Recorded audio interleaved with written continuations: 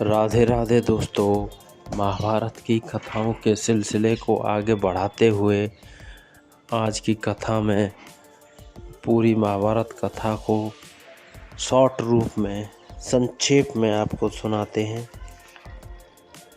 तो सुनिए दोस्तों, महाभारत की कथा महर्षि पराशर के कीर्तिमान पुत्र वेदव्यास की देन है। व्यास जी ने महाभारत की यह कथा सबसे पहले अपने पुत्र सुखदेव को कंठस्थ कराई थी और बाद में अपने दूसरे शिष्यों को। मानव जाति में महाभारत की कथा का प्रसार महर्षि वैशंपायन के द्वारा हुआ। वैशंपायन व्यास जी के प्रमुख शिष्य थे। ऐसा माना जाता है कि महाराज परीक्षित के पुत्र जन्मेजय ने एक बड़ा यज्ञ किया। इस महायज्ञ में सुप्रसिद्ध पौराणिक सूत जी भी मौजूद थे। सूत जी ने समस्त ऋषियों की एक सभा बुलाई। महर्षि शौनक इस सभा के अध्यक्ष हुए। सूत जी ने ऋषियों की महासभा में महाभारत की कथा प्रारंभ की कि महाराजा शांतनु के बाद उनके पुत्र चित्रांगद हस्तिनापुर की गद्दी पर बैठे। उनकी अकाल मृत्यु हो जाने पर उनके भाई विचित्रवीर्य राजा हुए। उनके दो पुत्र हुए, धृतराष्ट्र और पांडु। बड़े बेटे धृतराष्ट्र जन्म से ही अंधे थे, इसलिए उस समय की नीति के अनुसार पांडु को गद्दी पर बैठाया गया। पांडु ने कई वर्षों तक राज्य किया। उनकी दो रानियां थीं, कुंती और माद्री। कुछ समय राज्य करने के बाद पांडु अपने किसी अपराध के प्रायश्चित के लिए तपस्या करने जंगल में गए। उनकी दोनों रानियां भी उनके साथ ही गईं। वनवास के समय कुंती और माद्री ने 5 पांडवों को जन्म दिया। कुछ समय बाद पांडु की मृत्यु हो गई। 5 अनाथ बच्चों को वन के ऋषि मुनियों ने पालन पोषण किया और पढ़ाया। जब युधिष्ठिर 16 वर्ष के हुए तो ऋषियों ने 5 कुमारों को हस्तिनापुर ले जाकर पितामह भीष्म को सौंप दिया। 5 पांडव बुद्धि से तेज और शरीर से बली थे। उनकी प्रखर बुद्धि और मधुर स्वभाव ने सबको मोह लिया।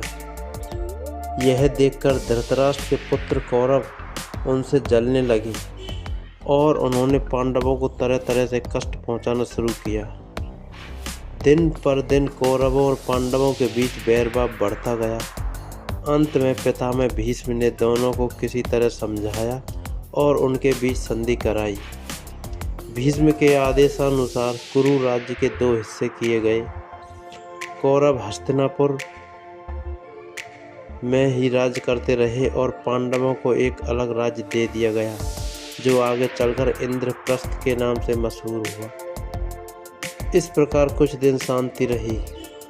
उन्हीं दिनों राजा लोगों में चौसर खेलने का आम रिवाज था। राज्य तक की बाजियां लगा दी जाती थी। इस रिवाज के मुताबिक एक बार पांडवों और कौरवों ने चौपड़ खेला।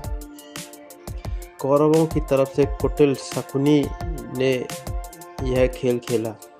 उसने युधिष्ठिर को हरा दिया। उसके फलस्वरूप पांडवों को राज्य छिन गया। उनको 13 वर्ष का वनवास भोगना पड़ा।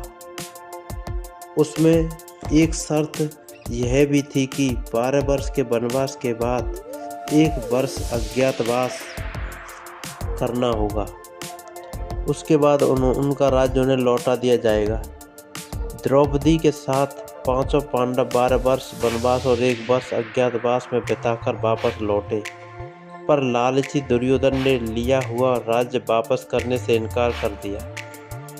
अतः पांडवों को अपने राज्य के लिए लड़ना पड़ा।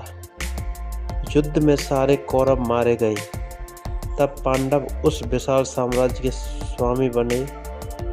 उसके बाद 36 वर्षों तक पांडवों ने राज्य किया और फिर अपने पोते परीक्षित को राज्य देकर द्रौपदी के साथ तपस्या करने हिमालय चले गए। तो दोस्तों, यही संक्षेप में महाभारत की कथा है। आपको अच्छी लगी हो तो लाइक, शेयर और सब्सक्राइब करें। राधे राधे दोस्तों।